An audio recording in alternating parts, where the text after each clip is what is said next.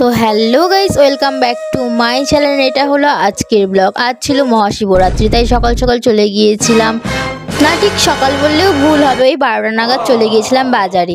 এখন ফল কিনে নিলাম, এবার যাব বেনের দোকানে। বেনের দোকান থেকে শিবের যা যা লাগে কিনে নিয়ে এখন যাচ্ছি ফুল কেনার জন্য। আর বাজারে এতটা পরিমাণে জ্যাম হয়েছিল যে কী বলবো, সবসময়তেই জ্যাম থাকে। তো তারপর চলে আসি আমরা ফুলের দোকান, এখান থেকে কিছু ফুল নিয়ে নেবো।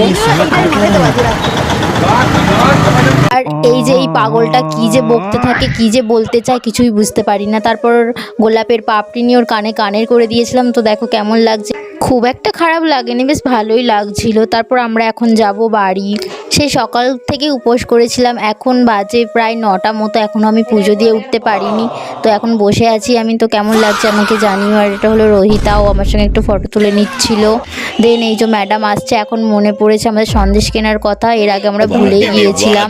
তারপর চলে আসি আমরা মিষ্টির দোকান। আর মিষ্টির দোকানে এসে আমি ফটো ভিডিও তুলছিলাম, কারণ ওখানে অনেকটাই অন্ধকার ছিল, অনেক লাইট কম লাগিয়েছিল। আর দাদু এদিকে আমাদেরকে বলছিল বেশ ভালোই লাগছে, কোনটাকে ছেড়ে কোনটাকে বিয়ে করব। তারপর আমরা এখন যাচ্ছি মন্দিরে যেখানে পুজো হচ্ছে। আর তারপরে ইনি ম্যাডাম চলে আসেন খাওয়া দাওয়া করে। আর এদিকে আমরা এখন উপোস করে বসে আছি। আর এদিকে বৌদি শিবের মাথায় জল ঢালছিল, তখনও আমরা বসে আছি। আর সাথে এদিকে বসে বসে ঘিগুলো গলাচ্ছিল। আর শিব দুর্গার মূর্তিও এনেছিল। আর এদিকে আমার অনেকটাই ঠান্ডা লাগছিল, তাই আমি এইভাবে বসেছিলাম। তারপর এদিকে আমি জল, সিদ্ধি, দুধ সব রেডি করে নিচ্ছিলাম। নমঃ স্বস্তি, নমঃ স্বস্তি। হাত জোর করে নমঃ যজ্ঞ নমঃ দৈবতরো পুত্রস্য দৈবমতি সুরমঙ্গলা। আর এদিকে আমাদের আগে অনেক সবাই যেহেতু পুজো দিয়েছিল, তাই শিবের মাথার কাছে পুরো ফুল ফলে ভরে গিয়েছিল। তাই যা হোক করে আমরা মাখাচ্ছিলাম, সাথে হাতেই অর্ধেক লাগিয়ে দিয়েছিলাম। তারপর সাথে এদিকে জল ঢালছিল। তারপর আমি এখন শিব ঠাকুরকে মালা পরিয়ে দিচ্ছিলাম। তারপর আমাদের পুজো দেওয়া হয়ে যায়। এখন চলে আসি অন্নপূর্ণা তলায়, আমরা এখানে ধূপ আর বাতি জ্বেলে দিচ্ছিলাম।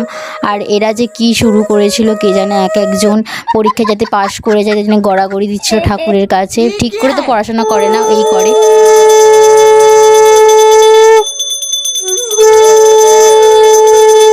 তারপর এখন আরতি শেষে হোমও শুরু হয়ে যায় এদিকে। আর এখন বাজে প্রায় 12টা, আমরা এখন যাব বাড়ি। তো বাই গাইস, দেখা হচ্ছে নেক্সট কোনো ব্লগে।